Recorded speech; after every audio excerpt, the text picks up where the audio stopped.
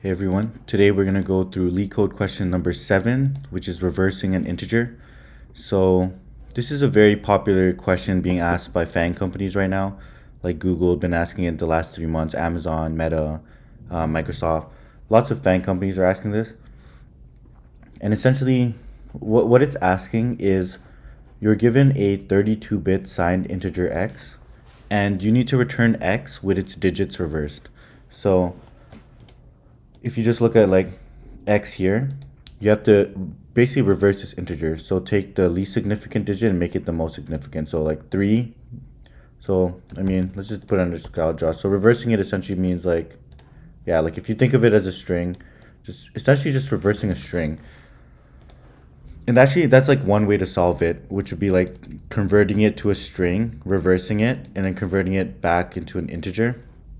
It's definitely like something you might say in an interview, but don't implement that because like there's multiple concerns that you want to get. Like if you convert this to a string and then you yeah, it might get weird with negative numbers, especially ones like this as well. I mean, it might work for that. um but there's that extra case of we don't want the values to go outside the 32-bit integer range. So negative 2 to 31, 2 to 31 minus 1. um if you like reverse the integer and the size grows past what can be stored in a signed 32-bit integer, we want to return 0. So reversing it into like turning it into a string, then reversing it, I mean, what you can do is like convert it to a string, reverse that string, and then verify that that string is within these bounds, and then like convert it to an integer before like convert it to an integer if it's within those bounds and return that, or otherwise return 0. That's one solution. But I'll show a different solution on how to get those so you can kind of understand some different concepts of numbers that is useful in other questions as well. And those concepts are pretty much like how do we access, like essentially, how do we access the least significant digit? Because it's essentially what we're going to do here is um, pretty much this is like x, and then we're going to be building this result. What we're going to do is we're going to want to take the least significant digit here and add it to the result, right? Then we basically want to remove truncate this value to remove the 3. And then we want to grab the least significant digit as well. Then we're going to want to essentially add 2 to the end of this. So we can do this all using like division and multiplication, and like we can do this without ever converting to a string. And I think that's what you need to learn with this question. So you can do this using like addition, subtraction, or addition, multiplication, and division, or yeah, addition, multiplication, division. And I'll show you exactly how to do that. So pretend we're given x equals, and I'll walk through the algorithm essentially here. So we're given x equals 1, 2, 3, and our goal is to get it to 3, 2, 1. So how do we do that? Let's move to the side. First, we need to be able to access this very first, or this least significant digit.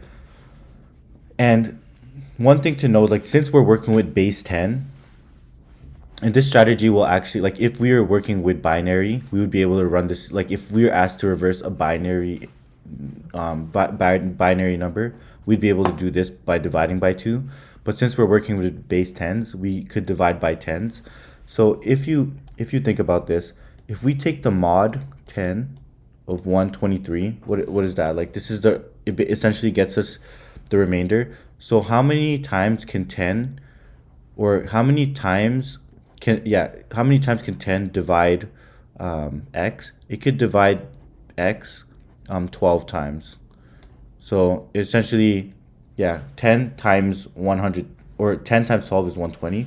So 10 could go into 120 12 times, right? But we're going to be left with a remainder of 3. So you see automatically, like I said before, we're able to capture the least significant digit. But then also we're able to, like, we know that if we divide by 10, we can get like 12 and essentially remove this last digit. That's kind of what I said here. We want to remove the last digit. So you'll have to use two operators here. You'll use mod to get the remainder, and then you could take like the integer division. Like you can take, like in Python, it's mod. It's like an integer division right here. That will give us like 12 and remove like the remainder. So that's called the integer division.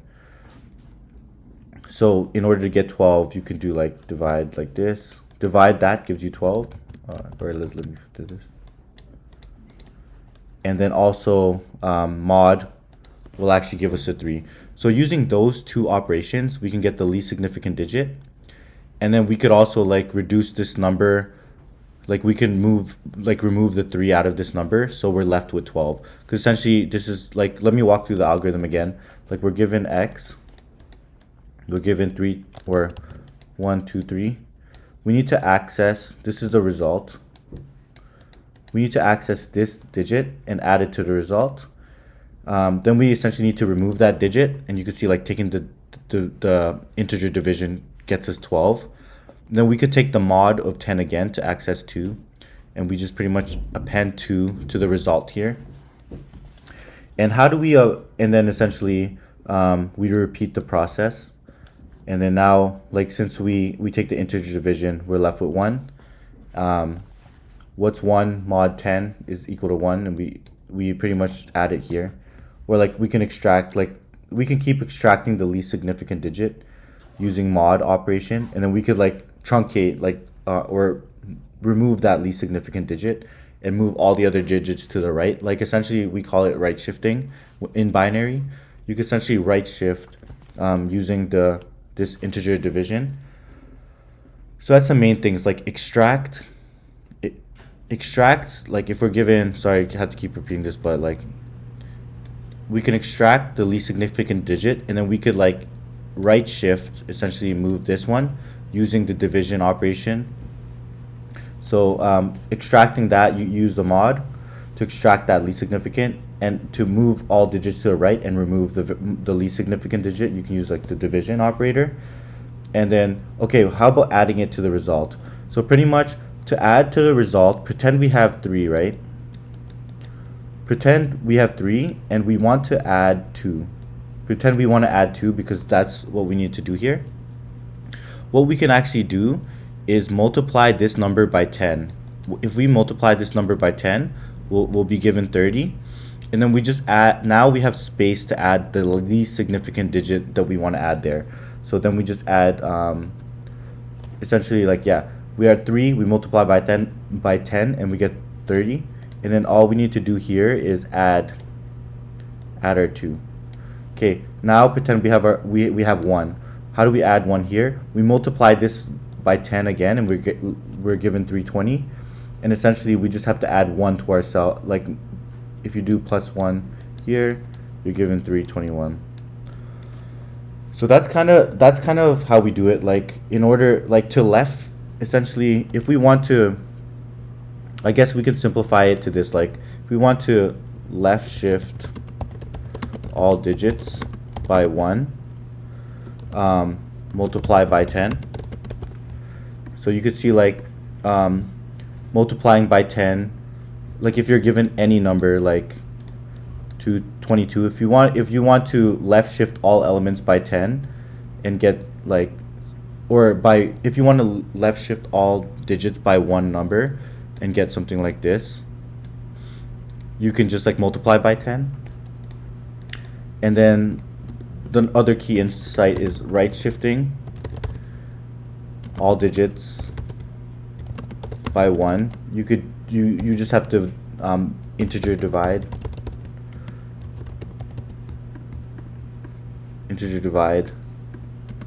by 10.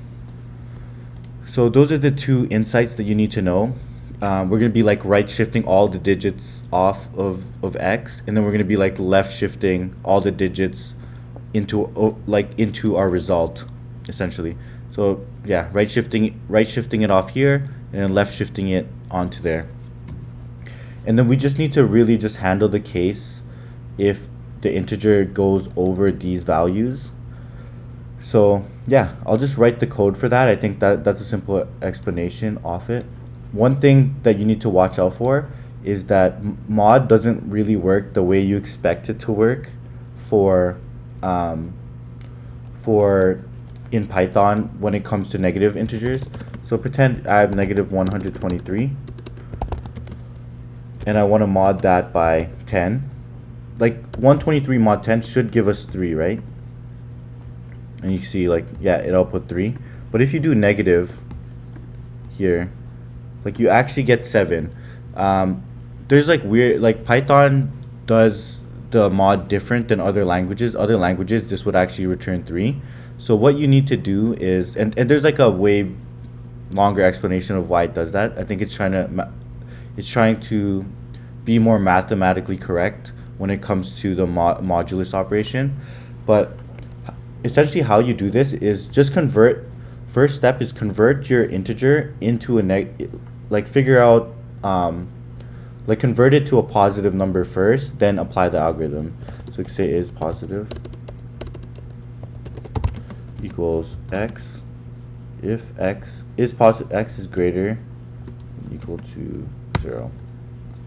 So if x is greater than equal to 0, then it's positive, and then we'll just like take the absolute value of x.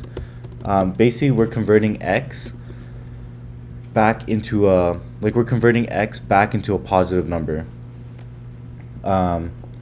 So yeah, so essentially now like negative 123 would just turn into 123, and now we need to go through the algorithm of like left shifting x and then or right shifting the digits off of x and then essentially left shifting them on to result. So basically we're going to right shift this digit off and then left shift it onto result. So how are we going to do that? Essentially we want to run this algorithm until this number becomes 0. So essentially until we right shifted all the elements off. So we'll say while x is not equal to 0. So we're gonna right shift this digit off, and like I mentioned in the other pros, like the least significant digit is equal to, we take x and then we mod that by 10. That gives us the least digit, and then to actually like right shift that number off of x, like to delete this digit, we take x and we say x divided by 10. So like I mentioned, like I already explained how that kind of like divides it, because it removes the remainder. So we're given x, so now we like truncate it. Now this is kind of like right shifting off of x, and then we need to kind of like left shift those digits, left shift digit, and I'll show how to handle this like case after, but we want to left shift digit onto res. So now let's have our res equals 0, and we'll essentially like return res here.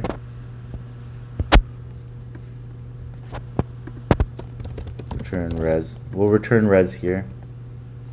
So we left shift the digit into res. So how do we do that? We say res equals res times 10, because that's how you're shifting all the digits, and then you're saying res times 10 plus the least digit, right? So that will work for some of, I'll show, we need to handle edge cases, but like if we'll say if is positive, then we just return res. Otherwise we need to convert it to a negative number. So I mean, let's just run this for 3 2 1 1 2 3. Let's just run these for all these test cases, and you're gonna see that it works, hopefully. Nice.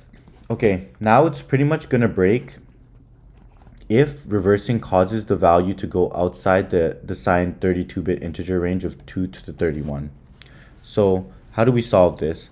I mean, we need to assume that the environment does not allow you to store 64-bit integers. So we can't just do like left shift integers. We can't just be like if res is greater than 2 to the power. I mean, we could do this, and let's see if it works. 2 to the power of 31 minus 1.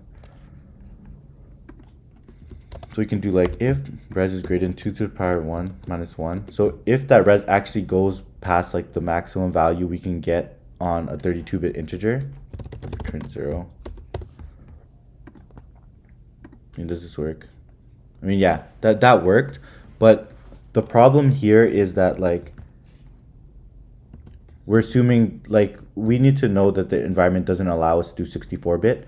So essentially, with this approach, we're actually allowing 64-bit integers to be stored, because what's happening here is since that number is actually like res here has to be stored in a 64-bit integer for us to actually do this check right here. So that's kind of what's happening here. So we need to be able we need to like be able to figure out if this digit will go above 2 to the 31 minus 1 if we like perform this operation. So we need to do a check before this.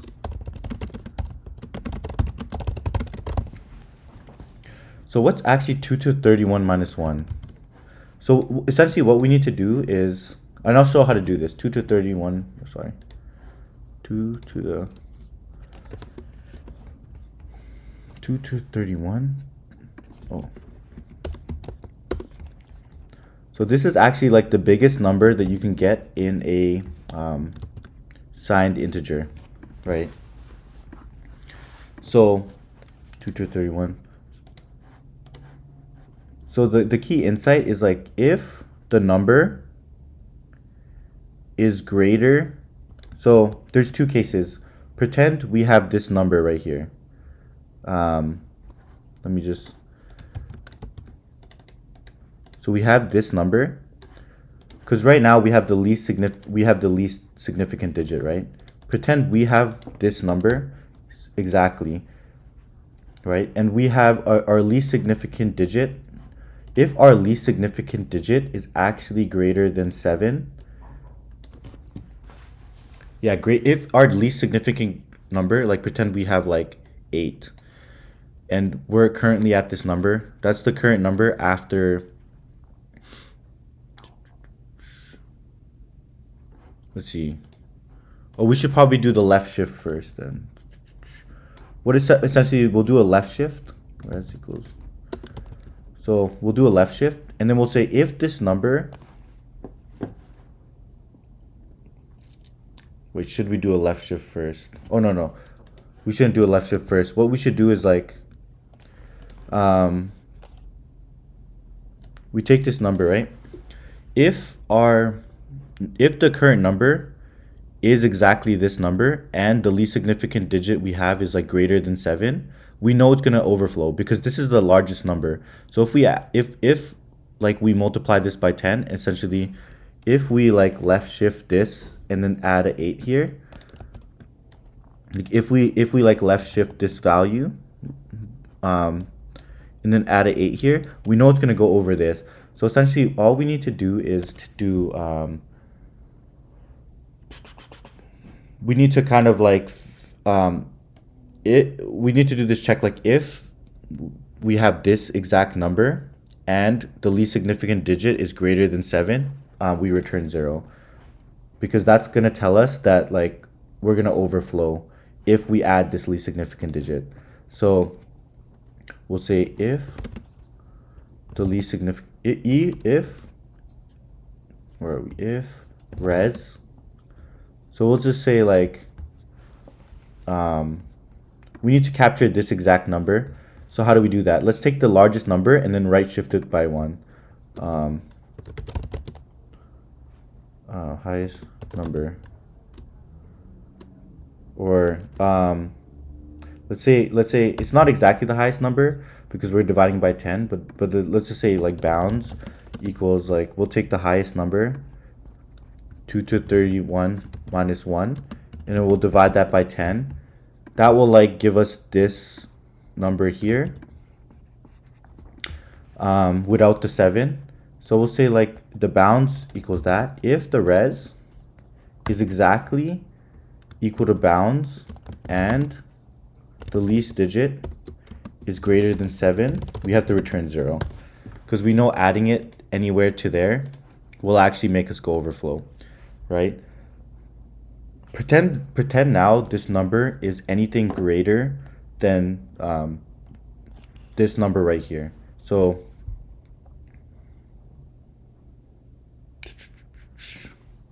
pretend this number, or how this work.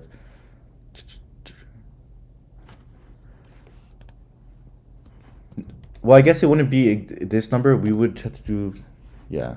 What's 2 to the power 31 divided by 10?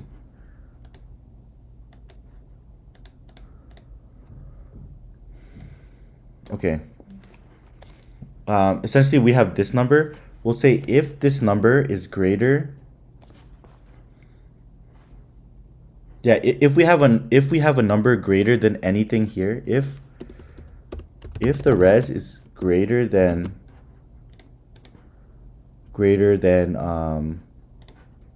already greater than bounds,